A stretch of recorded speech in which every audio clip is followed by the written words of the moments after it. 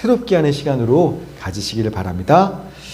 자, 오늘 말씀 보겠습니다. 오늘 말씀은요, 사무엘하 18장 19절부터 20장 6절까지입니다. 사무엘하 18장 19절부터 20장 6절까지, 그러니까 18, 19, 20까지입니다. 구약성경 494쪽이에요. 구약성경 494쪽, 사무엘하 18장 19절부터 20장 6절까지, 구약성경 494. 그 위에 그냥 페이지를 찾으면 됩니다. 자, 말씀 봉독은요, 18장 28절부터 33절까지만 읽겠습니다. 18장 28절부터 33절까지. 자, 구약성경 494쪽입니다. 자, 우리 하나님 말씀을 경외하는 자리에서 일어나시겠습니다. 우리 가정에서 영상으로 예배드리시는 분들도 잠시 무릎을 꿇고 우리 하나님 말씀을 같이 봉독하겠습니다. 28절부터 33절까지 저랑 한 절씩 교독하시고요. 33절은 같이 읽도록 하겠습니다. 아히마스가 외쳐 왕께 아뢰되 평강하옵소서 하고 왕 앞에서 얼굴을 땅에 대고 절하며 이르되 왕의 하나님 여호와를 찬양하리소이다. 그의 손을 들어 내 주 왕을 대적하는 자들을 넘겨 주셨나이다 하니 왕이 이르되 젊은 압살롬은 잘 있느냐 하니라. 크게 소동하는 것을 보았사오나 무슨 일인지 알지 못하니라 하니 왕이 이르되 물러나 거기 서 있으라 하매 물러나서 서 있더라. 그 사람이 이르러 말하되 내가 주 왕께 아뢰 소식이 있나이다. 여호와께서 오늘 왕을 대적하던 모든 원수를 바꾸셨나이다 하니 왕이 구스 사람에게 묻되 젊은 압살롬은 잘 있느냐? 구스 사람이 대답하되 내 주 왕의 원수와 일어나서 왕을 대적하는 자들은 다 그 청년과 같이 되기를 원하나이다 하니 왕의 마음이 심히 아파 문 위층으로 올라가서 우니라. 그가 올라갈 때 말하기를 내 아들 압살롬아, 내 아들 압살롬아, 차라리 내가 너를 대신하여 죽었더면 압살롬 내 아들아 하였더라. 아멘. 하나님, 이 시간 생명과 진리 되신 주의 말씀을 듣습니다. 이 말씀을 통해서 깨진 그릇처럼 비어있던 내 마음이 가득 채워지는 은혜가 있게 하여 주시옵시고, 정말로 나의 생각과 나의 고집과 성격들이 다 주의 말씀 앞에 깨어지고 무너지고 오직 주님의 뜻만이 내 마음과 삶 가운데 세워지는 은혜가 있게 하여 주시옵소서. 감사드리며 예수님의 이름으로 기도했습니다. 아멘. 자리에 앉으시겠습니다. 말씀 제목 한번 읽어주시겠어요? 시작. 하나님을 떠난 인생의 비극. 요즘 설교가 무슨 주말마다 보는 주말 드라마 같지 않나요? 주인공 다윗을 중심으로 여러 인물들이 얽히고 설켜서 막 다양한 사건들이 일어나는 무슨 드라마 같잖아요. 그 지난 주일날 예배가 끝나고 제가 강대상을 딱 내려갔더니 우리 경민자매가 저를 보고 와, 목사님 오늘 최고. 저는요, 제가 설교 잘했다는 줄 알았어요. 목사님 최고. 근데 제가 뭐가 최고인지 들어봤더니 사실은 자기한테 최고 한 거예요. 저가 아니라. 왜냐면 그동안은 워낙에 인물들이 많이 등장하잖아요. 다윗, 암논, 압살롬, 그다음에 다말, 아이도벨, 후세 등등. 뭐가 이렇게 많어? 다양한 인물들이 온 별의별 사건들로 막 엉켜 있다 보니까 들어도 무슨 말인지 하나도 이해를 못했었는데, 매일 사무엘하 성경 말씀을 본인이 쭉 읽다 보니까 지난주에 설교를 듣는데 다 이해가 되는 겁니다. 다 그게 깨달아지는 거예요. 그래서 오늘 깨달아졌다고. 그러니까 사실은 저 아니라 자기한테 나 이제 다 이해했어. 다 알아. 막 이제 자기한테 엄지 치우켜 세운 거죠. 자, 오늘도 그러니까 드라마 같은 거예요. 자, 오늘도 지난 주일 또 수요 새벽 예배에 이어서 드라마 같은 이 다윗 인생의 말년의 모습에 대해서 한번 말씀을 나눠보도록 하겠습니다. 자, 압살롬, 다윗의 아들이 반란을 일으켰고요. 다윗은 예루살렘에서 도망치죠. 그래서 이 압살롬을 따르는 이스라엘 전체 군대와 다윗을 따르는 소수의 군대가 이제 전쟁이 벌어지는 겁니다. 에브라임 숯불에서 전쟁을 하는데 놀랍게도요, 소수였던 다윗 군대가 이기게 됩니다. 그리고 압살롬은요, 그 자랑하던 긴 머리를 타고 노새 타고 달리다가 큰 상수리남의 머리카락이 딱 걸리면서 하늘에 대롱대롱 매달리게 되는 이런 일이 벌어지게 되는 거죠. 우리 사무엘하 18장 9절 시작.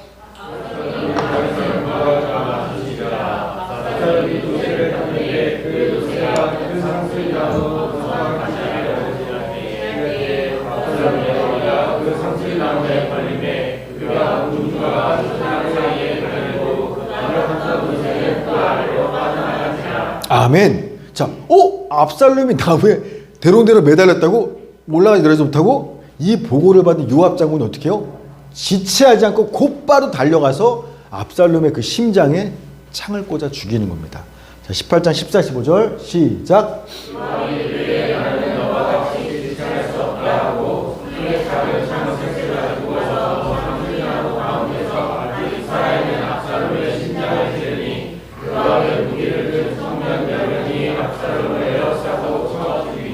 아멘. 여러분, 현실적으로 다윗의 군대가 이길 수 없는 싸움이에요. 자, 그런데 압살롬을 따르는 반란군들이 2만 명이나 수풀에서 싸우니라 그냥 어이없이 막 떨어져서 걸려서 죽어.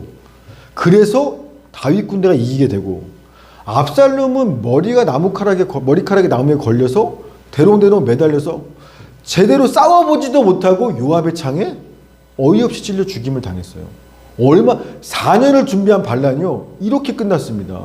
여러분, 재수없는 우연이 아니죠. 하나님이 가증히 여기시는 근친상간의 죄, 형제를 살인한 죄, 이런 죄를 진 압살롬을 하나님이 심판하시는 것이고, 또 하나님이 기름 부어 세운 왕은 다윗 왕인데 압살롬을 왕으로 세워서 반란을 일으킨 이스라엘 백성들을 또 하나님이 심판하시고, 그런 보이지 않는 하나님의 손길이 역사에서 이런 일이 벌어지게 된 겁니다. 즉, 하나님은요, 압살롬을 따르는 이스라엘 백성들을 상대로 싸우셨고 이기셨던 겁니다. 자, 그럼 이 전쟁의 승리의 소식을 듣고 압살롬의 전사의 소식을 들었더라면 이 소식을 들은 다윗은요, 어떻게 반응하는 게 마땅해요? 하나님이 싸워서 이긴 전쟁이에요. 그래서 이겼습니다라는 소식을 들으면 다윗은 어떻게 해야 마땅해요? 할렐루야! 역시 우리 하나님, 악인은 하나님 못 이겨. 악을 심판하시는 공의로운 하나님을 경배하고 찬양합니다. 이렇게 해야죠. 자, 그런데 다윗이 이 전쟁 승리의 소식을 듣고 어떻게 반응하나 보세요. 자, 18장 29절 시작.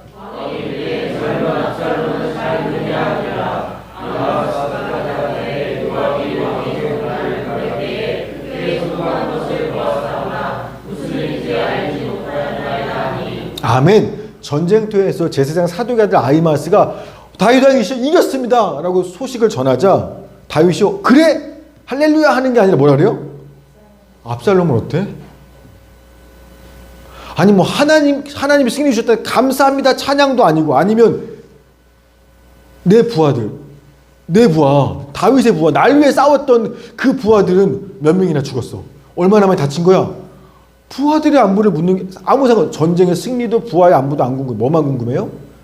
내 아들 압살롬 어떻게 됐어? 압살롬의 안부만 궁금한 겁니다. 여러분, 전쟁 소식을 전하는 다른 사람이 뭐라고 하냐면 여호와 하나님께서 왕에게 주신 승리입니다 라고 고백해요, 구체적으로. 그럼에도 불구하고 다윗은요, 압살롬이 죽었다고 통곡만 하는 겁니다. 자, 18장 31절 33절 시작.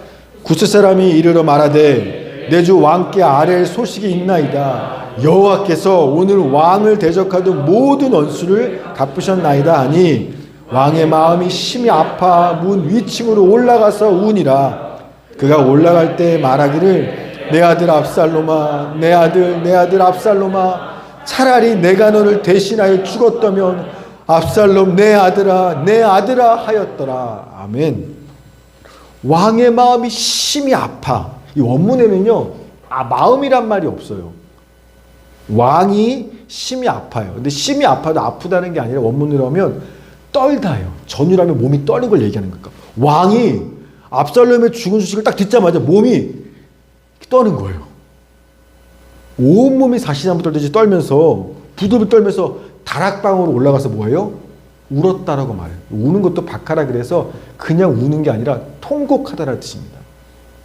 통곡하면서 내 아들 압살롬아, 내 아들 압살롬아, 차라리 내가 죽을 걸. 내 아들아 막 통곡. 몸을 떨면서 혼자 통곡하고 있는 거예요. 여러분 잘 생각해 보세요. 지금 이 전쟁은요, 현실적으로 다윗 군대가 이길 수 없는 전쟁인데 하나님이 싸우셨기 때문에 이긴 거예요. 그렇죠? 또 원래 다윗은요, 압살롬 혹은 아히도벨의 손에 붙잡혀서 이 전쟁에 지고 붙잡혀서 죽임당할 그럴 상황이었어요. 자, 그런데 하나님께서 다윗과 하신 약속을 기억하시는 겁니다. 사무엘하 7장에. 내가 네 죄를 용서할 거야. 그리고 너와 네 후손이 잘못하면 내가 때리긴 때릴 거야. 인생 채찍으로. 그러나 사울왕을 버렸듯이 버리지는 않을 거야. 그래서 너와 너의 왕위가, 네 나라와 네 왕위가 영원히 끊어지지 않도록 내가 해줄 거야. 하나님이 다윗과 했던 그 약속을 기억하셔서 그 약속을 지키시기 위해서 질 수밖에 없고 죽을 수밖에 없는 전쟁과 다윗을 구원해 주신 겁니다. 따라서 다윗은요, 전쟁에서 이겼다는 소식을 들으면 뭐 해야 돼요? 나를 구원하시군. 그 하나님을 기뻐하고 찬양하는 게 마땅한 거예요. 그런데 다윗은요, 전쟁의 승리도 관심 없어요. 하나님이 싸우셨다? 나를 구원하셨다? 뭐 그런 거 관심 없어요. 그냥 죽었으면 좋겠어. 왜? 내 아들 죽었으니까. 하나님에는 안중이 없어요. 그냥 내 아들 죽은 것 같으면 절규하는 겁니다. 여러분, 아무리 압살롬이 나쁜 녀석일지라도 자식이 죽었으면 부모로서 통곡하는 건 마땅하죠. 인간적으로 다윗의 애통함에 대해서 당연히 공감합니다. 여러분, 그러나 예전에 다윗이 어땠는지를 한번 생각해 보면 지금 다윗의 모습은요, 우리가 아는 그 정상적인 다윗이 아닌 거예요. 여러분, 다윗이 밧세바를 간음하고 태어난 아들이 죽었어요. 어린 아이가 죽었어요. 누구 때문에? 다윗 자기 죄 때문에 내 아들이 죽었단 말입니다. 그때 다윗이 어떻게 반응했나 보세요. 죽은 소식을 듣고 나서. 자, 사무엘하 12장 20절 시작.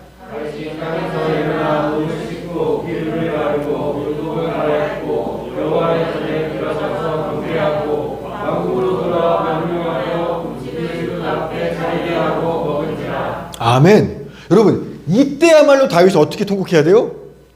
내 아들아, 내 아들아, 내가 널 대신에 죽는 게 마땅한데. 이렇게 통곡하는 게 마땅해. 왜?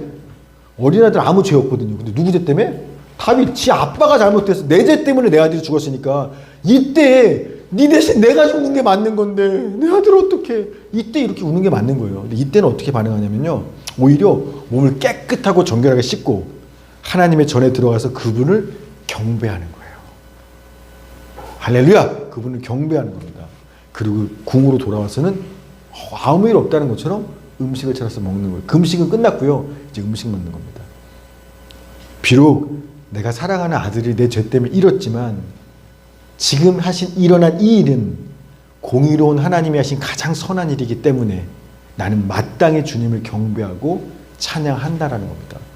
내 죄에 대해서 값을 치르는 거 하나님 잘못하신 거 없어요.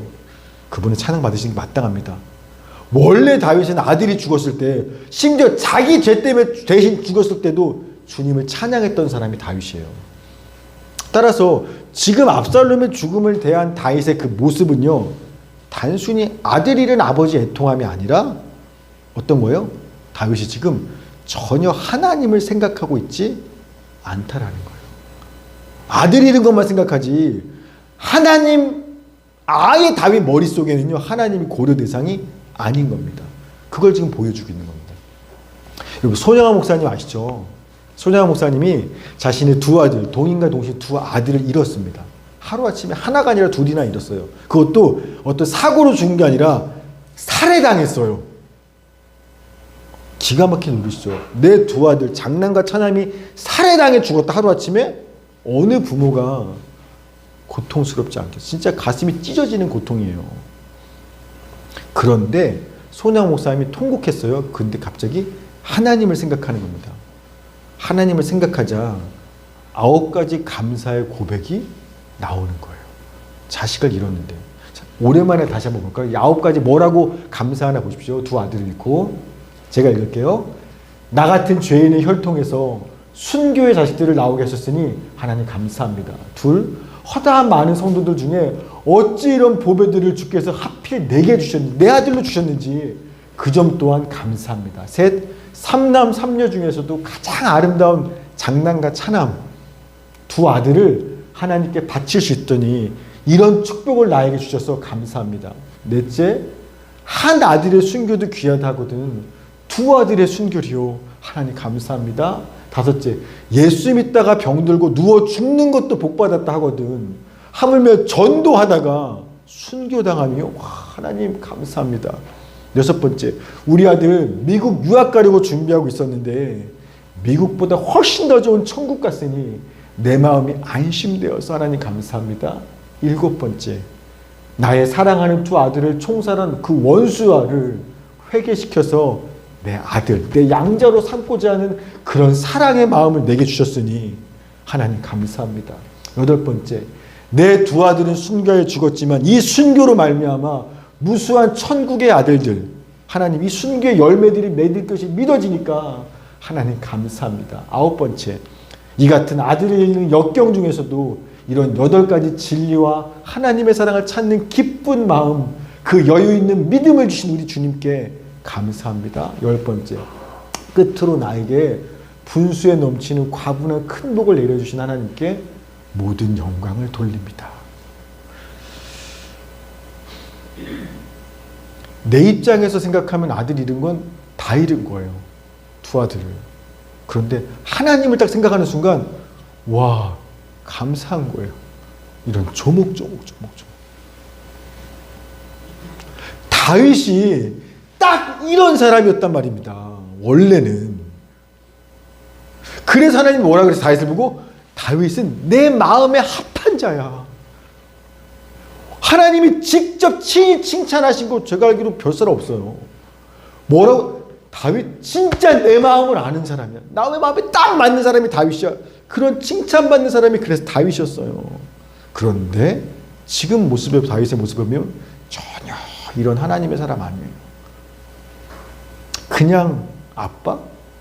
하나님과 아무 상관 그냥 땅에 사는 그냥 아빠?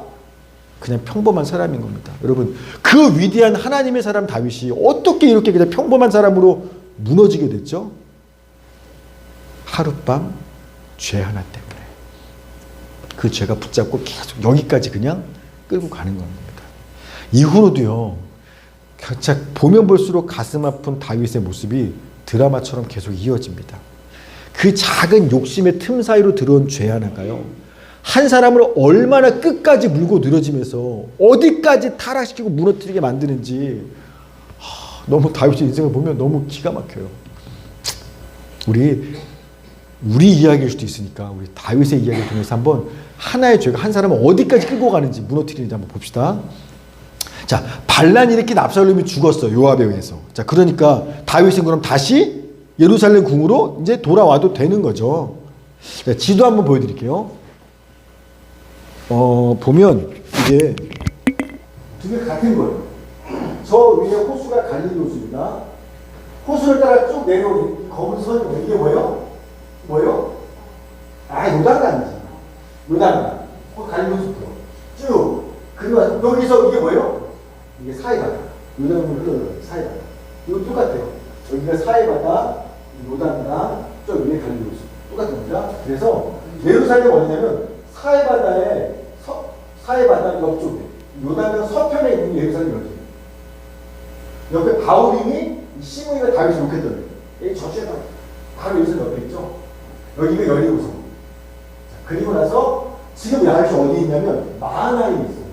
예루살렘을 도망쳐서 요단 나루터를 건너서 마하나임까지 도망가는 거예요. 여기 있는 거예요. 여기서 압살롬이 죽었을 때 다시 요단강을 건너서 예루살렘으로 이제 돌아오면 되는 거예요. 잘 이해되시죠? 그래서 압살롬한테 마음 빼앗겨서 압살롬을 왕으로 삼았던 반란을 일으켰던 이스라엘 12지파들이요. 압살롬이 죽는 걸 보자. 다시 그러면 다윗 모셔와야지 뭐. 마하나임에서 다시 다윗을 예루살렘 성으로 모시려고 의논하기 시작하는 거예요. 자, 봅시다. 자, 사무엘하 19장 9절부터 10절 시작. 이스라엘 모든 지파 백성들이 변론하여 이르되 왕이 우리를 원수의 손에서 구원하시려 하고 또 우리를 블레셋 사람의 손에서 구원하셨으나 이제 압살롬을 피하여 그 땅에서 나가셨고 우리가 기름을 부어 우리를 다스리게 한 압살롬은 싸움에서 죽었거늘 이제 너희가 어찌하여 왕을 도로 모셔 올리래 잠잠하고 있느냐 하니라. 아멘. 이스라엘 12지파 사람들이 다 이제는 압살롬 죽었으니까 다시 왕 모셔오자 예루살렘으로. 이 소식을 다윗이 들었어요. 12지파들이 나 모셔오려고 한다고. 자, 그러고 나서 어떤 행동을 합니다. 보십시오. 사무엘하 19장 11절 12절 시작.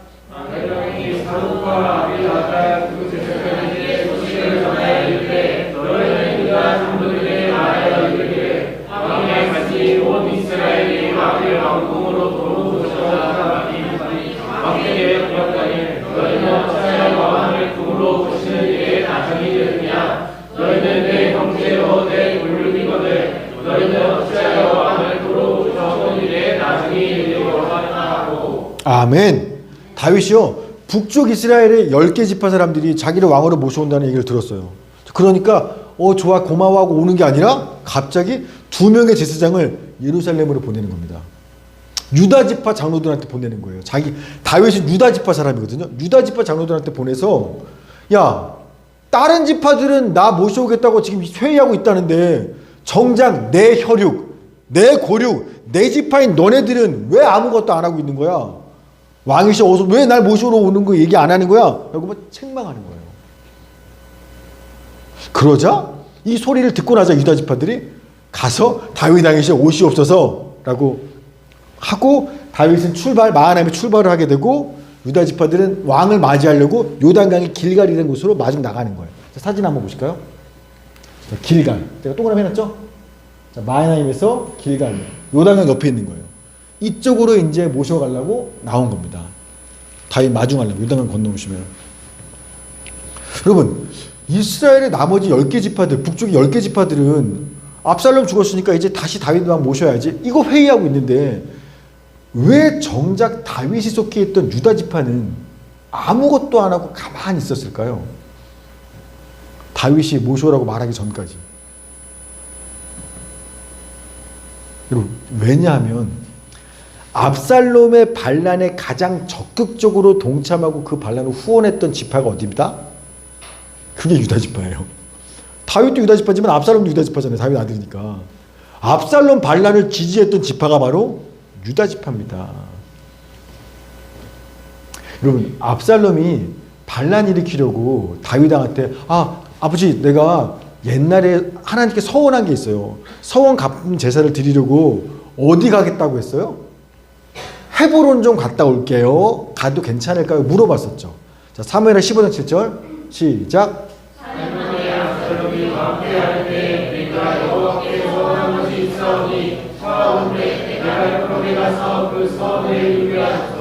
아멘. 자, 사진 한번 보여줄게요. 헤브론이 어디냐면 저 밑에. 저 위가 예루살렘이었죠. 예루살렘부터 남쪽으로 한 30km쯤 떨어진 곳이 헤브론입니다.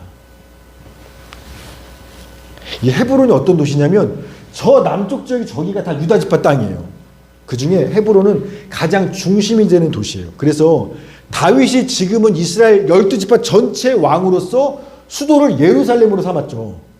그런데 본래 예루살렘으로 수도 삼아서 전체 왕이 되기 전엔 유다 지파만의 왕이었거든요. 그때 다윗이 수도로 삼아 통치하던 곳이 바로 헤브론이에요. 유다 지파의 가장 중요한 도시.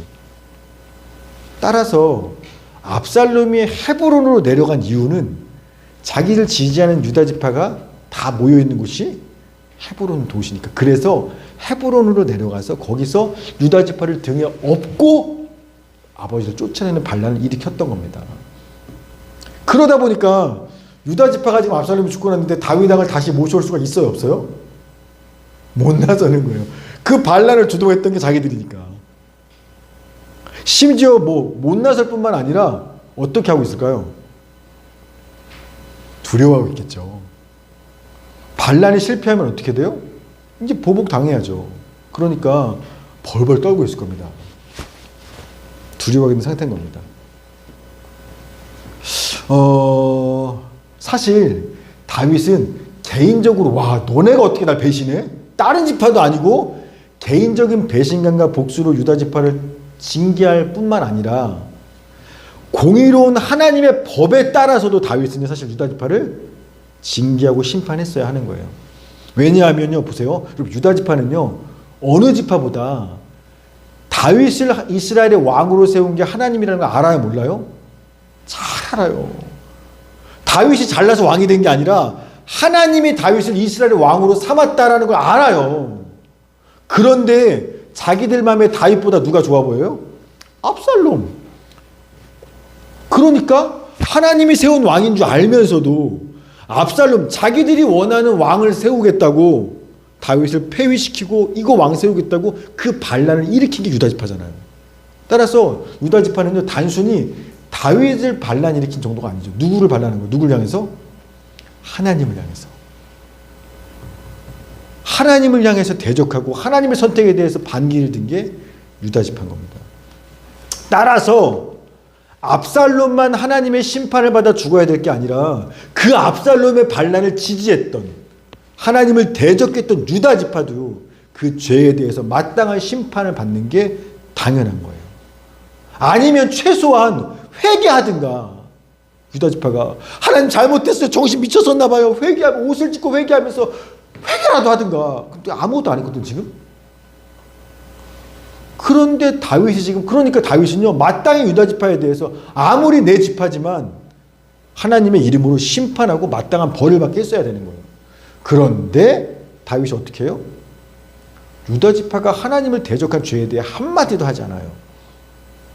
회개하라 말도 안 해요. 오히려 야, 압살롬 죽었잖아, 그러니까 너는 같은 지파 아니가? 우리 내 고륙 내 친척 아니야?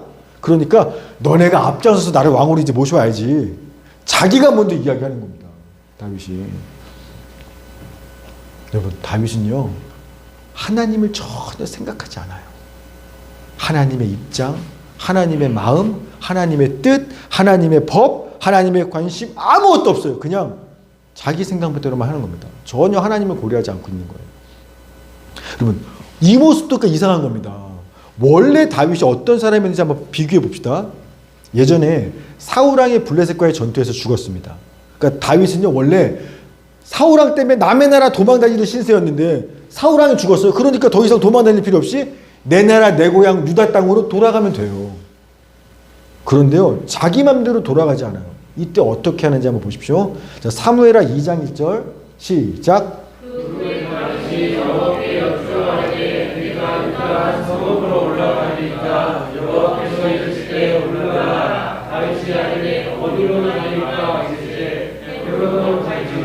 아멘. 지금은 압살롬 죽었으니까 나 예루살렘 갈 거야. 자기 맘대로 선택하고 가죠.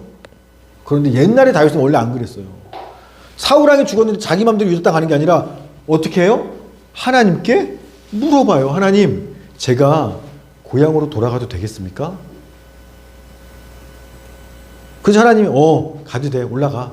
그러면 올라가요? 아니, 또 물어봐요. 올라간 다음에 유다 지파 안에 성읍이 여러 개가 있는데 제가 어느 성읍으로 가기 원하세요? 헤브론으로 가. 다윗은요, 상황에 따라서 자기 마음대로 자기 생각대로 절대 움직이지 않는 사람이었어요. 일거수일투족 하나하나 하나님께 물어가면서 갔던 사람이 다윗이었습니다. 근데 지금은요, 어때요? 어떤 면으로도 하나님을 고려하지 않아요. 예루살렘으로 다시 돌아갑니까 맙니까? 언제 어떻게 갈까요? 어느 곳에도요, 하나님께 하나도 물어보지 않아요. 심지어 하나님을 대적한 죄를 지어서 심판받아 마땅한 유다 지파를 향해서 심판이 아니라, 야, 너네가 우리 지파잖아, 너네가 날 모셔와야지, 밀리면 어떻게 되겠어? 자기가 앞장섰어? 이렇게 얘기하는 겁니다. 마치요, 하나님 안 믿는 사람 같아요. 하나님이 누군지 모르는 사람처럼 다윗이 현실에서 선택하고 행동한다는 겁니다. 뭐냐면, 죄를 진 후에 조금씩 하나님과 멀어진 다윗은 결국에 하나님을 잊어버렸다라는 거예요. 그러니까 여러분, 만약에 이때 다윗한테 당신 하나님 믿습니까? 당연히 믿는다고 할 거예요. 지금 이때 다윗은요, 매 안식일마다 절기 때마다 예배 드렸을까 안 드렸을까요? 당연히 빠지지 않고 예배 드렸을 거예요. 그러나 그의 실제 삶에서 하나님의 자리는 더 이상 없어져 버렸어요. 이건 하나님을 떠난 거예요. 아무리 예배를 드려도 실제 내 삶의 뭔가 선택 순간에 한 번도 하나님을 고려하지 않고 상황대로 내가 하고 싶은 데 선택했어요? 사실은요, 하나님 안 믿는 거예요. 교회 아무리 다녀도. 그럼 하나님을 잊어버렸고 떠나버린 다윗이 그럼 이제는 날마다 뭔가 선택을 해야 되는데 옛날에는 하나님께 뭐로 선택했어요? 근데 지금은 떠났어? 자, 그러면 뭔가 선택할 때 선택의 기준이 뭘까요? 하나님을 떠난 사람은 뭘 기준으로 선택할까요? 나. 자기 자신이요. 그래서 다윗이 계속 뭐라고 해요? 내 아들 압살롬아, 내 지파 유다야, 내 형제야, 내 고류가 전부 다 앞에 나. 이젠 내 삶의 주인은 하나님이 아니라 나고요. 모든 선택의 기준은 나예요. 내가 하고 싶은 거 하는 겁니다. 그냥. 세상은 이걸 뭐라고 말하냐면 자유야. 넌 네가 하고 싶은 대로 할 수 있어. 자유하지? 행복할 거야. 네가 원하는 대로 다 하면 행복할 거야. 여러분, 거짓말인 거 알죠? 여러분이 여러분 삶의 주인 되어서 내가 하고 싶은 대로 선택하며 사는 건요, 절대로 자유도 아니고 행복할 수 없어요. 왜요? 왜요? 우리는 내일 어떤 일이 있을지 모르죠. 따라서 오늘 내가 하는 선택이 이게 잘한 선택인지 못한 선택인지 알아요? 몰라요? 우린 뭐가 최선의 선택인지 우리는 알 수 없는 존재예요. 우린 내일을 모르는 존재니까. 그러다 보니까 네가 선택해. 네 인생이니까. 멋진 말처럼 들리지만 내 인생 모든 걸 내가 선택하는 순간 다 잘못된 선택을 할 수밖에 없는 거예요. 나는 최선이라고 하지만 돌아보면 최악이었던 거 한두 번 경험한 거 아니잖아요. 그러니까 선택하기 전에도 어때요? 뭐가 맞는 거지? 뭐가 좋은 걸까? 선택하기 전에도 걱정, 고민, 염려, 불안이에요. 모르니까 뭐가 최선인지. 직장을 여길 갈까? 전공을 이걸 할까? 누구랑 결혼할까? 모르겠어. 나는 뭐가 좋은지 나한테. 근데 선택하고 나서 그래서 한참을 고민해서 선택했어요. 선택하고 나서도 어때요? 괜히 그때 그거 하는 게 아니었는데. 잘못한 선택에 대해서 값을 치르죠, 내가. 그리고 후회하고 그 고통, 비극적인 삶을 내 선택한 삶을 살게 되는 겁니다. 여러분, 즉 뭐냐면 하나님이 너 내 말 안 들었어 라고 하나님이 벌을 줘서 고통받는 게 아니에요. 우리 인생은요. 우리가 하나님을 잊어버리고 떠난 그 순간부터 하나님께 묻지 않고 모든 선택을 내 마음대로 내가 선택한 순간 내가 선택 잘못했기 때문에 스스로 고난과 고통을 자초한 거예요. 하나님이 벌을 준 게 아니라. 자, 로마서 1장 28절. 그래요. 시작.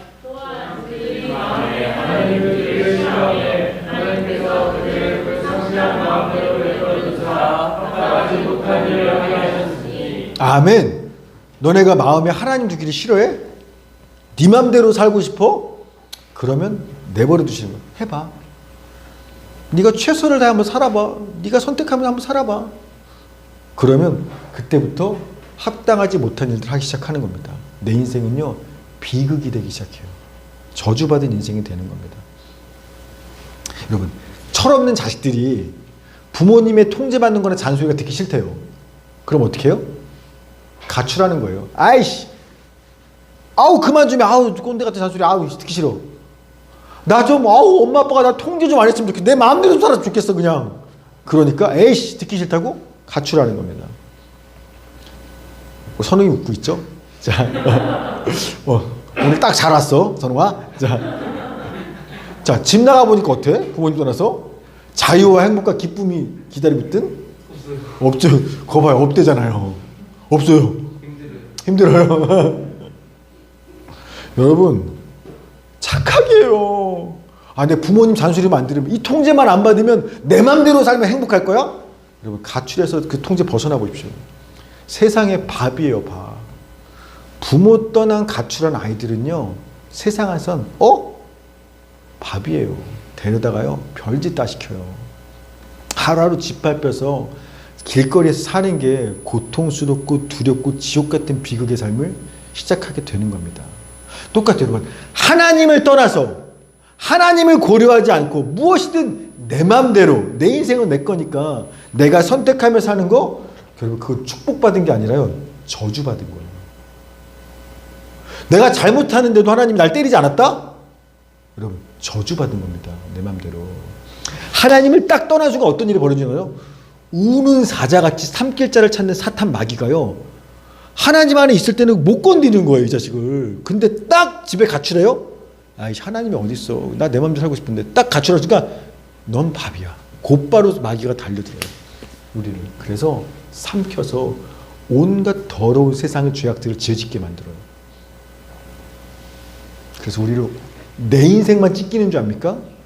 나와 내가 속한 가족들, 내가 사랑하는 사람들, 모든 인생을 나 하나로 인해서 다 박살내고 부셔버리는, 인생을 비극으로 만드는 것을 사단이 그때부터 시작하는 겁니다. 다윗이 딱 거기 걸린 거예요.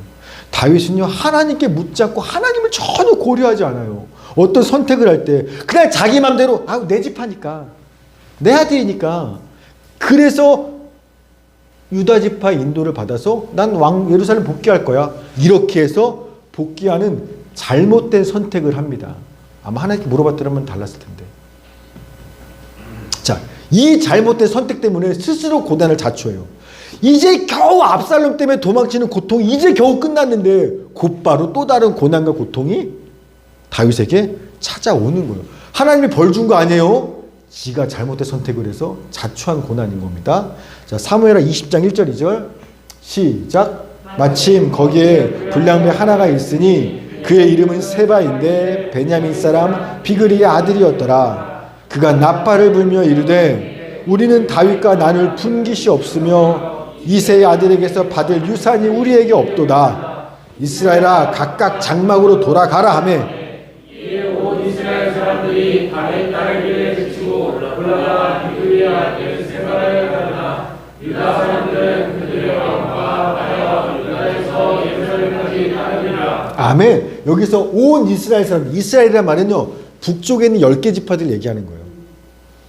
유다와 베냐민 남쪽은 따르고 이렇게. 그래서 북쪽 10개 지파 사람들이요 본래대로 하면 다윗을 따라, 다윗이 이제 유다가 건너면 모셔서 예루살렘으로 가서 같이 우리의 왕이실 세워야 되는 게 맞잖아요. 다윗을 따라 예루살렘으로 올라가지 않아요. 누구를 따라? 세바를 따라. 베냐민 지파 사람인 이 불량배 세바를 따라서 에이씨 다윗과 이제 상관없어. 다윗이 우리가 너네 모셔온다고 할 때 무시했잖아. 유다 지파만 따라갔잖아. 너희가 우리 선택 안 했잖아. 나 무시 없어. 그러면 우린 따로 할 거야. 세바를 따라서 북쪽으로 그냥 올라가 버리는 거예요. 그래서 다윗은요 압살롬의 반란이 끝나자마자 또다시 자기를 대적하는 세바와 북이스라엘 10개 지파로 인해서 또다시 고통이, 두려움이 시작되는 겁니다. 누가 이 일 자초했어요? 하나님이 벌 준 거예요? 아니에요.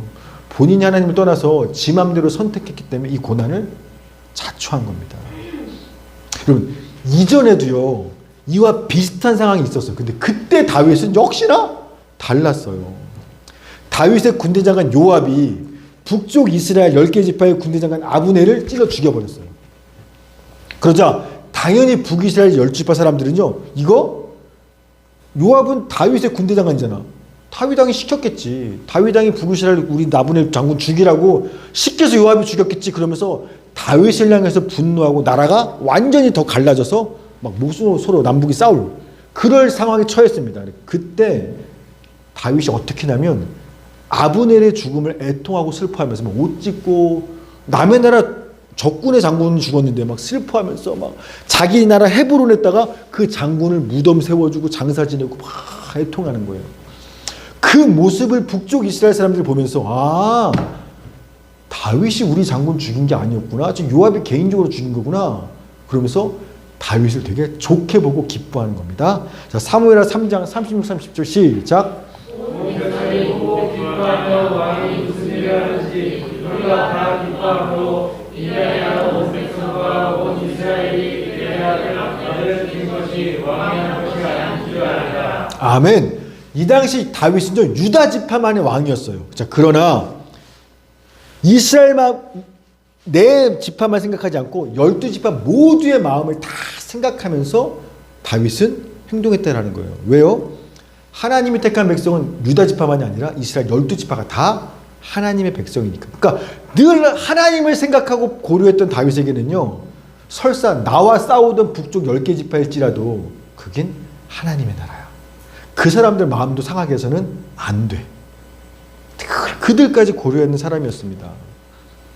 그랬기 때문에 북이스라엘을 다스리던 이스보셋이 죽자 북쪽 10개 지파 사람들이 자발적으로 헤브론으로 내려와서 다윗한테 우리 왕이 되어주세요. 자기네가 왕이 되어달라고 하는 거예요. 다윗이 우리를 돌봐준 걸 기억하니까. 자, 사무엘하 5장 3절 시작. 이에 이스라엘 모든 장로가 헤브론에 이르러 왕에게 나오매 다윗 왕이 헤브론에 서서 왕에게 그들과 왕에게 주매 그들이 다윗에게 기름을 부어 이스라엘 왕으로 삼으니라. 아멘. 원래 다윗은 이런 사람이었어요. 모두를 생각하는. 왜? 하나님을 생각했으니까. 지금은 어때요?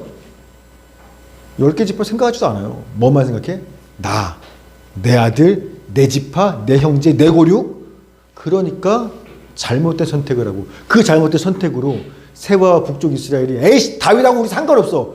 내가 이럴 줄 알았어. 그러면서 다윗하고 등지고 다윗하고 싸움이 시작되는 이런 고난과 고통이 시작됐다라는 겁니다.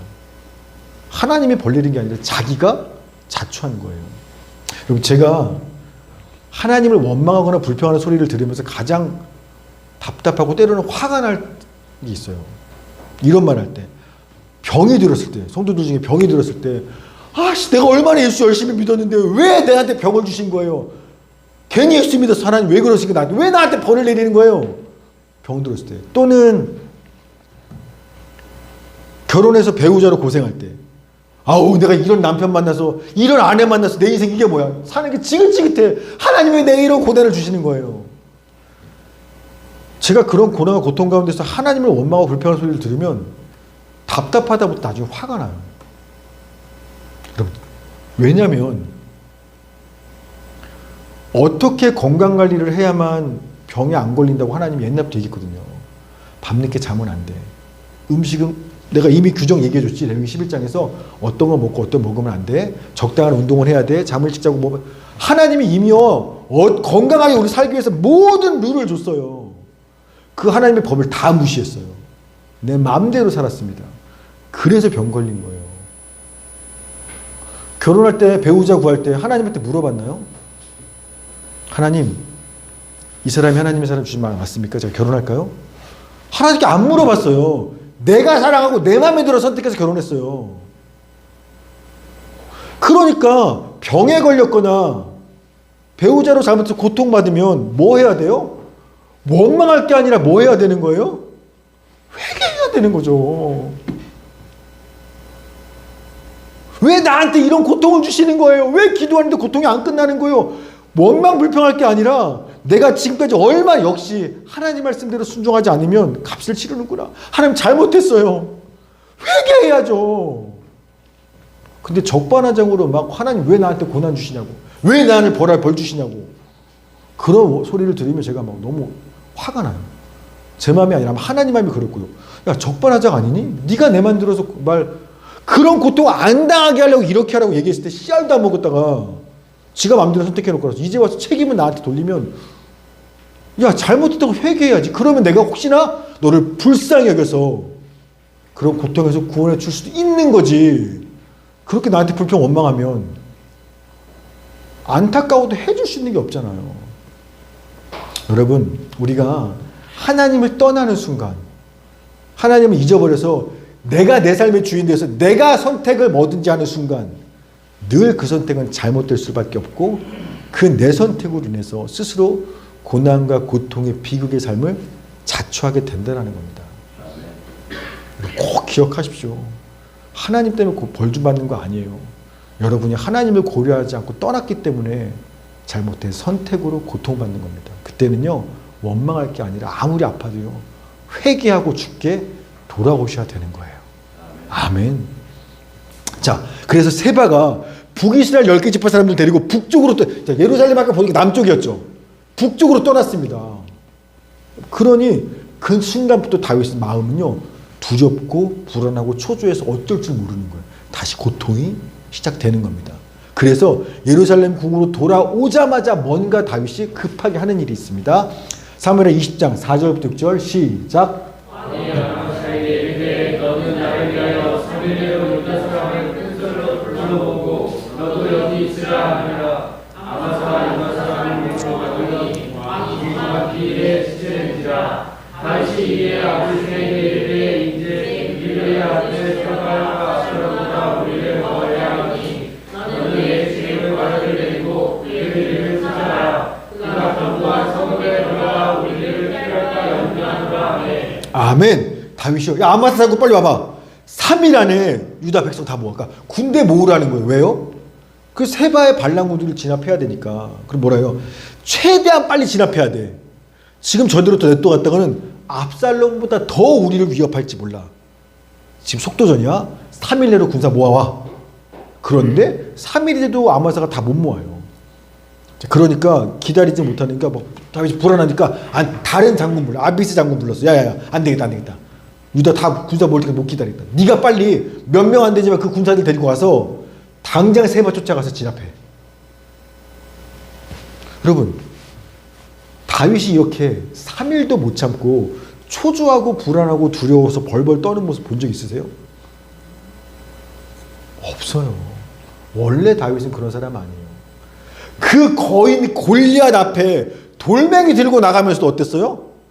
전혀 두려움이 어딨어.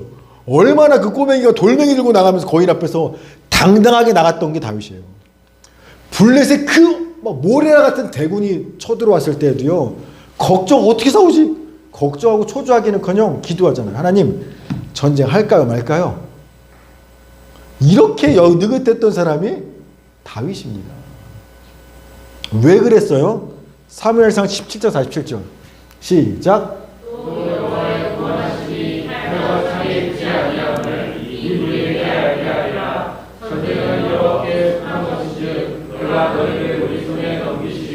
아멘. 전쟁은 누구에게? 하나님께 속했다라는 겁니다. 이걸 너무 알고 믿기 때문에 내가 얼마나 힘이 센지, 얼마나 빨리 진압하는지, 속도, 뭐 전략 이런 거에 달리는 게 아니라 전쟁은 하나님께 속한 거니까 상관없어. 네가 거인이든 대군이 왔든 늦든 빨리 나 상관없어. 느긋했었어요. 늘 하나님 안에서 다윗은요. 그런데 지금요 어때요? 거인입니까? 세바가? 골리앗 같은? 아니면 세바의 이 불량배라는 세바를 따르는 무리가 블레셋 같은 대군 한 나라입니까? 아니에요. 불량배 따라다니는 몇 명들이에요. 그런데 다윗 어떻게 해요? 마치 큰일 난 것처럼 지금 3일 안에 조합하지 않으면 우리 정말 압살롬보다 더 위험해. 빨리 끝내야 돼. 3일 내로 군대 모아라. 당장 쫓아가라. 막 불안하고 초조해서 어쩔 줄 몰라 하죠. 심지어요, 지금까지 다윗은요 여호와의 이름을 위한 전쟁만 했습니다. 그래서 전쟁하러 나갈 때마다 뭐라고 하냐면 만군의 여호와의 이름으로 내가 나아가는지, 늘 하나님의 이름으로 나아갔어요. 자, 근데 지금 세바의 반란군을 싸울 유다군대 진압하러 갈 때 다윗이 뭐라고 얘기하나 보세요. 자, 사무엘상 20장 4절. 자, 시작.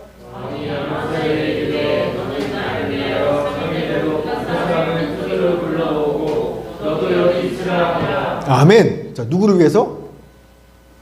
이 전쟁 누구를 위한 전쟁이래요? 나를 위해서. 지금까지는 늘 만군의 여호와의 이름을 위하여 싸웠는데요, 이제는요 하나님이 쭉 빠져버렸어요. 나를 위해서 빨리 군대 모아. 나를 위해서 싸워야 돼.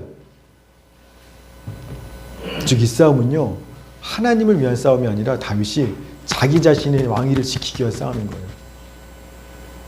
즉 하나님을 전혀 생각하지 못하고 있는 겁니다. 그러니 하나님을 생각하지 않을 수 있으니까 다윗이요 겨우, 지금 불량배 세바를 따르는 무리보다 다윗의 군대가 훨씬 더 많아요. 심지어 다윗은 한 나라의 왕이에요. 쟤는 그냥 하나의 불량배고. 그런데도 하나님을 기억하고 떠나고 잊어버리고 사니까 어때요? 벌벌벌 떨어서 어쩔 줄 몰라 하는 거예요. 이 문제 때문에 뭔 일 생길까 봐 자기한테. 여러분, 사실 하나님은 다윗을 떠난 적이 있습니까? 없습니까? 없죠. 옛날 어렸을 때 골리앗 싸울 때 그때만 함께하고 지금 떠난 게 아니라 그때도 다윗과 함께 하셨고요. 지금도 한 번도 다윗 떠나지 않고 늘 하나님을 함께 하셨어요. 지금도 함께 계세요. 그런데 문제는 뭐예요? 다윗이에요. 다윗이 하나님을 바라보지 않으니까 아무 능력이 없는 겁니다. 제가 전에 이 플러그 얘기했죠. 이 전기 플러그에 여러분 전기는요 항상 가득 들어와 있어요. 콘센트에. 근데 우리가 문제는 뭐예요? 모터의 플러그를 저기에 꽂느냐 안 꽂느냐의 문제지, 저기 전기는 늘 충만하게 있어요. 우리가 꽂으면 어마어마한 막 힘을 발생하는 거고요. 내가 뽑으면 아무리 전기가 충만 저기 있어도 아무 능력이 없는 거예요. 하나님을 늘 우리와 함께 하세요. 근데 우리가 하나님께 바라보면, 그분을 기억하고 그분께 영혼의 플러그를 꽂으면 그분의 무한한 능력이 내게 임하기 시작해요. 근데 주님이 아무리 나와 함께 하셔도 내가 그분을 안 보면, 다윗일지라도 하나님을 잊어버리고 살아요. 그러면 겨우 세바 한 명 보면서도 벌벌벌 떨 수밖에 없다라는 거예요. 그 모습을 하나님 지금 다윗을 통해 보여주고 있는 겁니다. 또 하나, 여러분, 하나님을 떠난 사람은요, 고아처럼 내가 나를 지키고 돌봐야 되기 때문에 작은 일만 터져도 발발 떨고 무서워해요. 이 특징 외에 또 다른 특징이 하나 있어요. 하나님 떠난 사람 또 다른 특징. 굉장히 이기적이고 잔인합니다. 자기한테 굉장히 이기적이고 남들한테 완전 잔인해요. 이게 하나님을 떠난 사람의 특징이에요. 다윗에게도 그대로 나타납니다. 여러분, 예루살렘 궁으로 이제 다윗이 돌아왔잖아요. 다윗 왕을 맞이하는 사람도 있겠죠. 뭐 후세도 맞이했을 거고, 왕이 오셨습니까? 두 제사장도 오래 기다렸어요. 맞이했겠죠. 또 누가 맞이했을까요? 자, 예루살렘으로 왕궁 돌아온 다윗을 누가 또 맞이했을까요? 후궁들. 다윗이 남겨놓고 갔던 후궁들 10명. 압살롬 앞에 도망가면서. 여러분, 그녀들이 무슨 일 당했는지 아시죠? 압살롬이 지붕에 천막을 치고 온 백성이 보는 앞에서 10명의 아버지 후궁들을 다 강간했어요. 정말 끔찍한 짓을 당했습니다. 강간당했어요. 아마 이 후궁들 10명이요, 돌아온 다윗 왕을 보면서 어땠을까요? 통곡했을 거예요. 내 남편이고 나의 왕이신 그 다윗이 돌아온 그 모습 보면서 그동안 그 비참한 서러움들에 대해서 막 통곡하면서 남편을 붙잡고 왕을 붙잡고 막 맞이했을 거예요. 기다렸다고. 여러분, 그런데 다윗이 오자마자 그 왕 10명의 후궁들을 향해서 어떻게 대우하나 보십시오. 자, 사무엘하 20장 3절. 세 번역이 더 원문하고 가까워요. 우리 번역보다. 자, 읽겠습니다. 시작. 다윗은 예루살렘의 왕궁으로 돌아온 뒤에 예전의 왕궁을 지키려 남겨둔 후궁 10명을 붙잡아서 강간하고 감시형으로 뒀다. 왕이 그들에게 먹을 것만 주고 더 이상 그들과 잠자리를 함께하지 않았으므로 그들은 죽을 때까지 갇혀서 생방으로 지냈다. 아멘. 눈물로 나를 기다리고 맞이하는 그 후궁들을 향해서 다윗이 와서 미안한 마음으로 같이 울면서 괜찮아. 고생했어. 미안해. 사실은 남편이라면 그렇게 했어야죠. 따뜻하게 품어줬어야죠. 그런데 어떻게 해요? 오히려요, 붙잡아요. 왜? 방에 가둬두려고. 10명을 다. 그리고 간수를 붙여줍니다. 왜요? 방 밖에 아무데도 못 나오게 하려고. 그리고 죽지 않도록 먹을 것만 방에 넣어주는 거예요. 이거 뭐예요? 죄인들 감옥에 가도 딱 그거죠. 죄인들 감옥에 가다 놓고 못 나오게 하고 먹을 것만 주죠. 그러니까 무슨 대역 죄인처럼 이 후궁들을 대하는 겁니다. 언제까지 감옥에 가뒀어요? 방에? 죽을 때까지. 요즘으로 치면 무기징역이죠. 그럼 다윗이 왜 이렇게 했을까요? 간단해요. 너 압살롬한테 몸 더럽혔잖아. 넌 더러운 여자잖아. 감히 내 아들하고 동침하고 내 아들한테 몸 더럽혀진 여자잖아. 몸 더럽혀졌다고 이렇게 죄인 취급한 겁니다. 여러분, 후궁들이 바람핀 게 아니죠. 다윗이 그녀들을 궁에 남겨둔 거잖아요. 지키라고. 여러분, 후궁들도 당연히 발랑군이 들어오면 무섭지 않겠어요? 당연히 다윗 왕 따라서 도망치고 싶었겠죠. 근데 왕이 따라오지 말래요. 너네 궁 지키고 있으라는 겁니다. 다윗 지가 시켜서 거기서 그렇게 지키고 있다가 그 비참한 비극적인 일을 당했는데, 다윗은 내가 잘못했어, 자기 잘못을 인정하는 것이 아니라 오히려 너 더러운 원수와 동침했잖아, 더러워졌어, 아이 죽을 때까지 방에 가도 내 눈에 띄지 못하게. 자기 죄는 절대 보지 못할 만큼 이기적이고요, 자신에 대해선, 남에 대해서는요, 와 정말 잔인해요. 죽을 때까지 넌 나오지 마. 여러분, 이게 바로 하나님을 떠난 사람들의 특징입니다. 스스로한테 지독하게 이기적이고요, 남에게는요 정말 잔인해요. 다윗만이 아니라 우리도 그래요. 제가 예인이가 5살쯤 됐던 것 같아요. 뭐 어쩐지 모르겠지만 저희가 가족이 어디 나가는 길인데 얘가 또 뭐 막 고집 부리고 뗐었어요. 그래서 너무 제가 그 모습을 보는데 화가 너무 났어요. 그래서 예인이를 붙잡고, 너무 화가 나서 붙잡고, 오늘 어디 안 가, 너 따라 들어와, 딱 잡고 애를 들어 안아갖고 방을 끌고 들어왔어요. 방에 들어가서 막 소리치면서 막 뭐라고 했어요. 막 소리치면서 막, 애는 겁에 질리듯이 팔팔 떨고, 아빠가 막 소리 지르면서 막 화를 내니까, 너 때문에 온 가족이 무슨 거 하냐, 막. 그런데 제가 제 방으로 들어갔잖아요. 애기를 여기 놔둬놓고 제가 막 뭐라고 하고 있다가 이렇게 거기에 선택했는데, 제 방 벽에 거울이 있거든요. 그 거울에 화내고 있는 제 얼굴이 보이는 거예요. 제가 깜짝 놀랐어요. 악마의 얼굴이 그렇겠다 싶은 거예요. 내가 내 모습 보고 깜짝 놀랐어요. 와, 분노하고 누군가를 잡아먹고 죽이고 싶은 그 사람 악마의 얼굴이 딱 이 얼굴이겠다. 제가 제 거울 보고 깜짝 놀란 겁니다. 그리고 분명 내가 사랑하는 내 딸이에요. 내가 사랑해요. 그런데 얘 때문에 내 마음이 상했어? 너 때문에 내가 지금 화가 났어? 그러니까요, 이게 상대가 누구든 참아지지가 않는 거예요. 제가 할 수 있는 온갖 분노와 악한 말들을 막 쏟아내는 겁니다. 이거 사랑하는 연인 사이도 그렇죠. 좋을 때가 좋죠. 근데 나 마음 상해, 너 때문에 내가 기분 상했어? 그러면요 상관없어요. 남편이든 아내든 자식이든 누구든 상관없어요. 그냥 마치 죽일 것처럼 막 아픈 거 알아. 일부러 그런 말만 쏘아대면서 사람을 죽여버리려고 막 난리예요.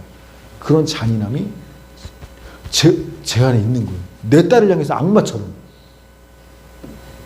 그날 이후로, 그날 제가 사실은 되게 충격 먹었어요.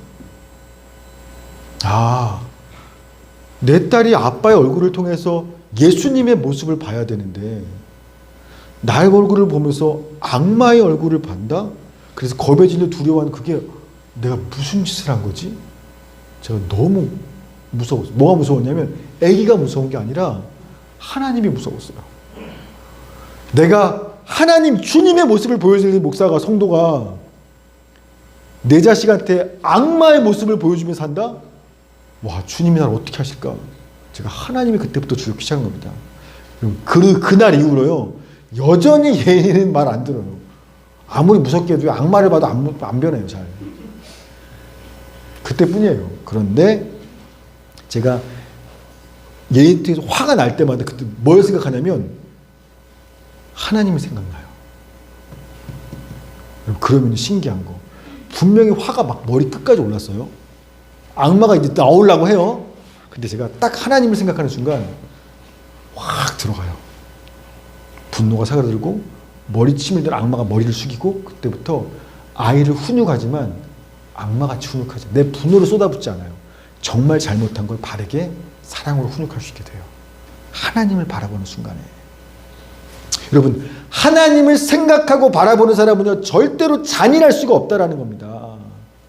하나님을 생각하는 순간 상대방의 형편, 마음, 뭐 상황, 이런 것들이 나도 배려가 되고 생각, 고려할 수밖에 없게 되는 거예요. 그런데요, 하나님을 바라보지 않는 사람은요, 자기만 생각하는 사람 어떤지 압니까? 자기 죄에 대해서는 전혀 보이지 않으면서 남들에 대해서는요, 저 새끼 저런 잘못했잖아, 죽여버려야 돼, 막 악마처럼 잔인해져요. 하나님을 보지 않고 자기가 주인된 사람들은 그래서 잔인할 수밖에 없다라는 겁니다. 말씀 마칩니다. 여러분, 오랜만에 만난 사람, 또 친구도 누구든지 간에 봤는데, 우와, 변화됐다. 진짜, 내가 알던 그 사람인가? 이 변한 걸 본 적 있으시죠? 경험한 적이. 여러분, 사람은요, 인생을 살아갈수록 다 변해요.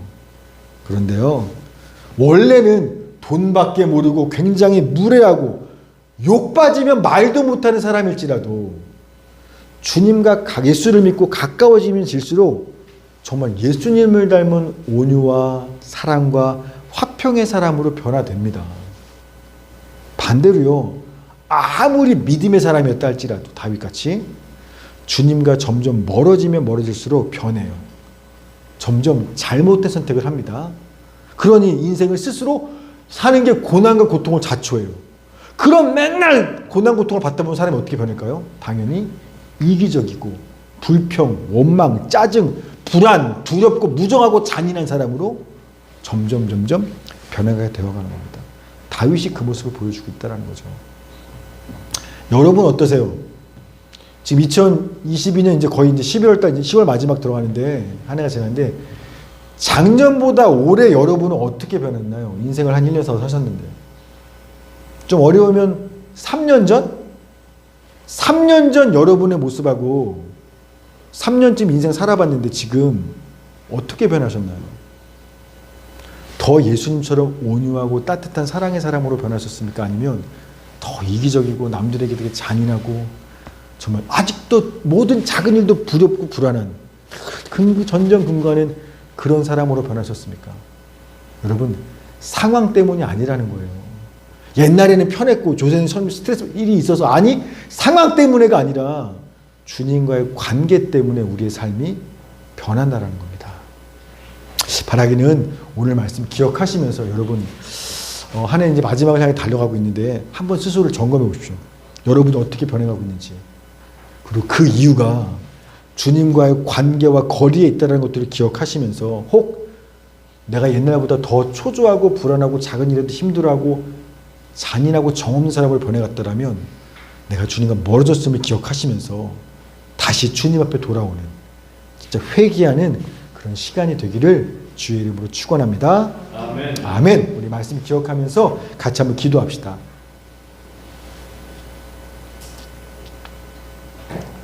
흔히 세상은 상황과 형편 때문에 우리의 마음도 변하고 성품도 변한다고 말합니다. 여러분, 그렇지 않아요.